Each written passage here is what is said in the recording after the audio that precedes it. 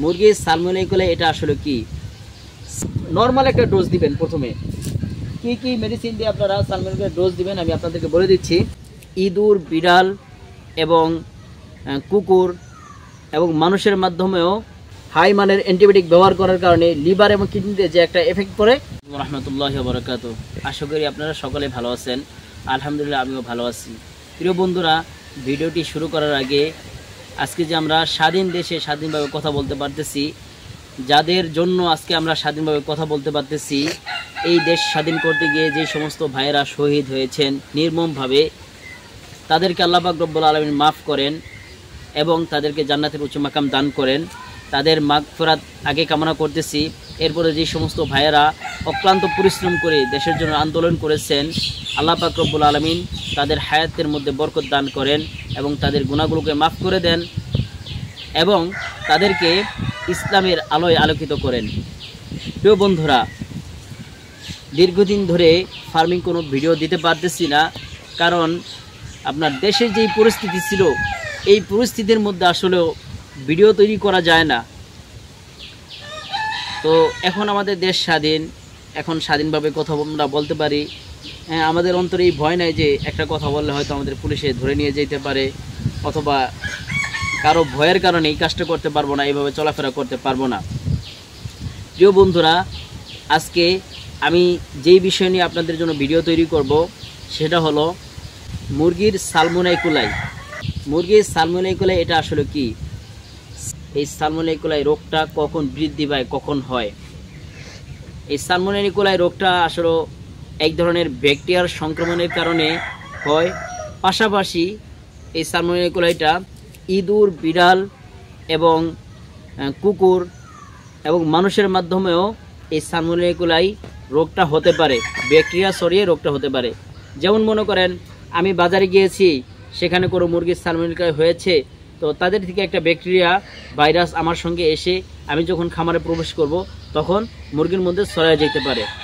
প্রিয় বন্ধুরা, আমাদের যে প্যারেন্টস স্টক আছে, সেই প্যারেন্টস স্টকের মধ্যে যদি কোনো মুরগির সালমোনেলা থাকে, তাহলে সেই ডিম যখন আমরা ফুটাবো, সেই ডিম ফোটানোর পর যেই বাচ্চাগুলো হবে, সেই বাচ্চার মধ্যেও কিন্তু আপনার সালমোনেলা রোগ থাকতে পারে।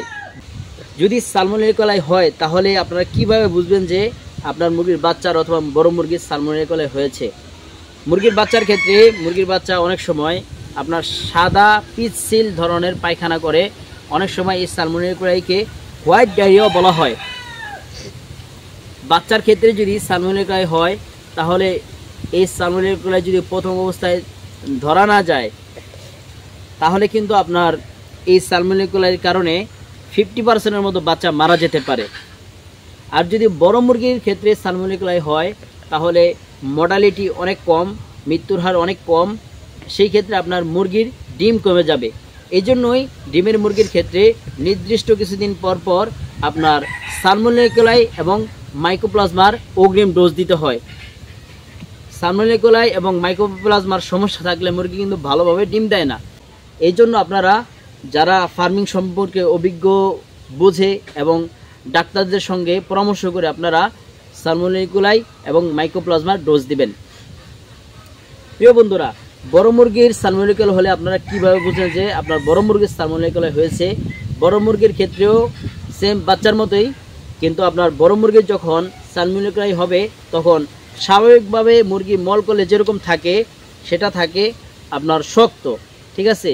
আর যদি মুরগির সালমোনেলা হয়, তাহলে সেটা একবারে পানি পানি হয়ে যায়, একবারে তরল হয়ে যায় মলটা, এবং সাদা পিচ্ছিল ধরনের পায়খানাও করতে পারে, যেটাকে হোয়াইট ডায়রিয়া বলা হয়। প্রিয় বন্ধুরা, এবার আসুন, যদি আপনাদের মুরগির সালমোনেলা হয়ে যায়, তখন আপনারা কিভাবে ট্রিটমেন্টটা দিবেন। আরেকটা কথা বলি, সেটা হলো ব্রুডিং অবস্থায় কিন্তু মুরগির সালমোনেলা হতে পারে। এজন্য ব্রুডিংয়ে সব সময় আপনার সালমোনেলা মেডিসিনটাই ব্যবহার করা হয়। মাইকোপ্লাজমা হওয়ার সম্ভাবনা ব্রুডিংয়ে থাকে না, এজন্য মাইকোপ্লাজমার কোনো মেডিসিন কিন্তু ব্রুডিংয়ে ব্যবহার করা হয় না। প্রিয় বন্ধুরা, আপনাদের মুরগির সালমোনেলা হলে প্রথমে আপনারা যে মেডিসিনগুলো দিয়ে চেষ্টা করবেন, লো কোয়ালিটির মেডিসিন দিয়ে সালমোনেলা ভালো করার চেষ্টা করবেন। প্রথমে আপনারা হাই ডোজ ব্যবহার করবেন না। আমি আপনাদের সহজের জন্য বলি, আমাদের যখন হালকা জ্বর আসে, প্রথমে কিন্তু আমরা ডাক্তারের কাছে যাই না এবং অ্যান্টিবায়োটিক ব্যবহার করি না। প্রথমে আমরা স্বাভাবিক নাপা খাই, এই স্বাভাবিক নাপা খেয়ে ভালো না হলে আমরা নাপা এক্সট্রা খাই অথবা এস প্লাস খাই। সেগুলো খেয়েও যদি ভালো না হয় তখন আমরা ডাক্তারের কাছে যাই এবং ডাক্তারের কাছে যাওয়ার পরে ডাক্তার যে অ্যান্টিবায়োটিকগুলো দেয় সেগুলো খাই। আল্লাহর রহমতে তখন আল্লাহ তাআলা আমাদেরকে সুস্থ করে দেন। প্রিয় বন্ধুরা, ঠিক সেভাবে আপনারা আপনাদের মুরগির যদি আপনারা মনে করেন যে সালমোনেলা হয়েছে, তখন আপনারা নর্মাল একটা ডোজ দিবেন। প্রথমে কি মেডিসিন দিয়ে আপনারা সালমোনেলা ডোজ দিবেন আমি আপনাদেরকে বলে দিচ্ছি। আমার হাতে দেখেন 2টা মেডিসিন আছে। এখানে দেখেন মেডিসিনের নামটা একটু ভালো করে দেখাও। অ্যান্ড্রোফ্লক্স, এখানে নাম আছে অ্যান্ড্রোফ্লক্স বেড। এটার জেনেটিক নাম, গ্রুপের নাম হলো, দেখেন ছোট দেখা যাবে না হয়তো, অ্যান্ড্রোফ্লক্সাসিন বিপি, অর্থাৎ এটা হলো অ্যান্ড্রোফ্লক্সাসিন গ্রুপের একটি মেডিসিন। আপনার এটা যদি রেনাটো কোম্পানির হয় তাহলে নাম হবে অ্যান্ড্রোসিন। একইভাবে বিভিন্ন কোম্পানির বিভিন্ন নামে আপনারা বাজারে পেয়ে যাবেন। মূলত নাম হলো অ্যান্ড্রোফ্লক্সাসিন। আপনারা যদি অ্যান্ড্রোফ্লক্সাসিন বলেন তাহলে আপনারা যে কোনো দোকান থেকে আপনারা এটা পেয়ে যাবেন। এই অ্যান্ড্রোফ্লক্সাসিনটা আপনারা 1 লিটারে 1 মিলি করে ব্যবহার করবেন। এর পাশাপাশি আপনারা অ্যামোক্সাসিলিনটা দিবেন 1 লিটারে 1 গ্রাম। এখানে দেখেন আমি একটা বোতলের মধ্যে অ্যামোক্সাসিলিনটা ভরে রাখছি, কারণ অ্যামোক্সাসিলিন এটা হলো একটা পাউডার জাতীয় মেডিসিন। তো পাউডার জাতীয় মেডিসিনগুলো আপনারা যদি প্যাকেটের মধ্যেই খুলে ব্যবহার করে আবার রেখে দেন তাহলে নষ্ট হয়ে যাবে। আপনারা যখনই পাউডার জাতীয় মেডিসিন ভাঙেন সঙ্গে সঙ্গে কোনো ধরনের বোতলের মধ্যে ঢুকায় রাখবেন, ঢুকায় সুন্দর করে আটকে রাখবেন, তাহলে মেডিসিন অনেক দিন হলো নষ্ট হবে না। তাহলে প্রথম স্টেজে যদি আপনারা ধরতে পারেন আপনাদের মুরগির সালমোনেলা হয়েছে, তখন এই 2টা মেডিসিন ব্যবহার করবেন, অ্যান্ড্রোফ্লক্সাসিন এবং অ্যামোক্সাসিলিন 2টাই। এটা হলো পানি জাতীয় মেডিসিন 1 লিটারে 1 মিলি, এটা হলো পাউডার জাতীয় মেডিসিন 1 লিটারে 1 গ্রাম করে আপনারা 5 দিন ব্যবহার করবেন, সকাল দুপুর রাত্র। আপনারা 24 ঘন্টাই ব্যবহার করবেন 5 দিন করে। যদি ডিমের মুরগি হয় তাহলে আপনারা 16 ঘন্টা মেডিসিনটা চালাবেন, বাকি 8 ঘন্টা চালাবেন না। এরপর আসেন বন্ধুরা, আপনাদের মুরগির সালমোনেলা ইকোলাই যদি একবারে অনেক বেশি প্রবলেম হয়ে যায় তখন কিন্তু আপনাদের সাধারণ মেডিসিনে কাজ হবে না, তখন আপনাদের হাই ডোজ দিতে হবে। সালমোনেলা ইকোলাইয়ের সবচেয়ে হাই ডোজ হলো ফ্লোরফেনিকল। আপনারা জানেন এই ফ্লোরফেনিকলটা বিভিন্ন রোগের কারণে ব্যবহার করা হয়।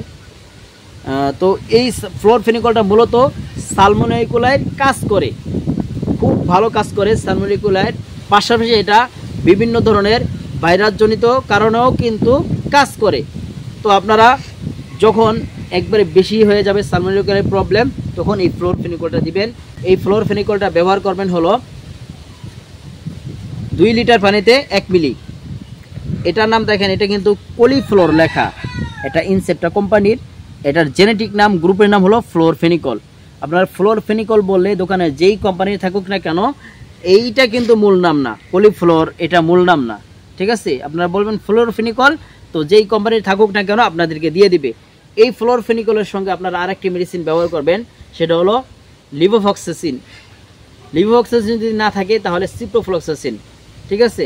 সিপ্রোফ্লক্সাসিন অথবা লিভোফ্লক্সাসিন, এই 2টার যে কোনো একটা মেডিসিন ব্যবহার করবেন। আমি আপনাদের সুবিধার জন্য স্ক্রিনে দেখিয়ে দিচ্ছি মেডিসিনটা। লিভোফ্লক্সাসিন অথবা সিপ্রোফ্লক্সাসিন এই মেডিসিনগুলো আপনারা ব্যবহার করবেন হলো 1 লিটার পানিতে 1 মিলি করে। যদি আপনারা ফ্লোরফেনিকল এটার পাশাপাশি লিভোফ্লক্সাসিন ব্যবহার করেন, এর সাথে আরেকটি মেডিসিন ব্যবহার করতে পারেন, সেটা হলো পানির পিএইচ। পানির পিএইচও কিন্তু আপনার সালমোনেলা ইকোলাইয়ের বিরুদ্ধে ভালো কাজ করে। আপনার ফ্লোরফেনিকল এটা হলো একটা হাই ডোজ, অনেক হাই মানের মেডিসিন। এজন্য আপনারা এই ফ্লোরফেনিকলের সঙ্গে কিডনি টনিক এবং লিভার টনিক দিতে হবে। যদি কিডনি টনিক লিভার টনিক না দেন তাহলে হাই মানের যে অ্যান্টিবায়োটিক ব্যবহার করতেছেন সেটার একটা বিষক্রিয়া কিন্তু মুরগির কিডনিতে এফেক্ট করে। আপনারা যদি লিভার টনিক এবং কিডনি টনিক ব্যবহার করেন তাহলে আপনার হাই মানের অ্যান্টিবায়োটিক ব্যবহার করার কারণে লিভার এবং কিডনিতে যে একটা এফেক্ট পড়ে সেটা কিন্তু আর হবে না। এই মেডিসিনগুলো কিভাবে ব্যবহার করবেন সেটা আমি আবারও বলে দিচ্ছি। ফ্লোরফেনিকল ব্যবহার করবেন 2 লিটার পানিতে 1 মিলি, এরপরে লিভোফ্লক্সাসিন অথবা সিপ্রোফ্লক্সাসিন 2টার যে কোনো একটা 1 লিটার পানিতে 1 মিলি। এরপরে আপনারা সকালবেলা ব্যবহার করবেন লিভার টনিক 1 লিটার পানিতে 1 মিলি, দুপুরবেলা ব্যবহার করবেন কিডনি টনিক 1 লিটার পানিতে 1 মিলি। এরপরে আপনারা রাত্রে ব্যবহার করবেন হলো পানির পিএইচ 1 লিটার পানিতে 1 মিলি। ভিডিওটি ভালো লাগলে অবশ্যই আমার চ্যানেলটি সাবস্ক্রাইব করে দিবেন। আর যদি কেউ ফেসবুক পেজ থেকে দেখে থাকেন তাহলে আমার ফেসবুক পেজটি ফলো করে দিবেন। আজকের ভিডিওটি এই পর্যন্তই ছিল, দেখা হবে অন্য কোনো ভিডিওতে। সে পর্যন্ত আপনারা সকলে সুস্থ থাকুন, ভালো থাকুন, 5 ওয়াক্ত নামাজ অবশ্যই আদায় করবেন।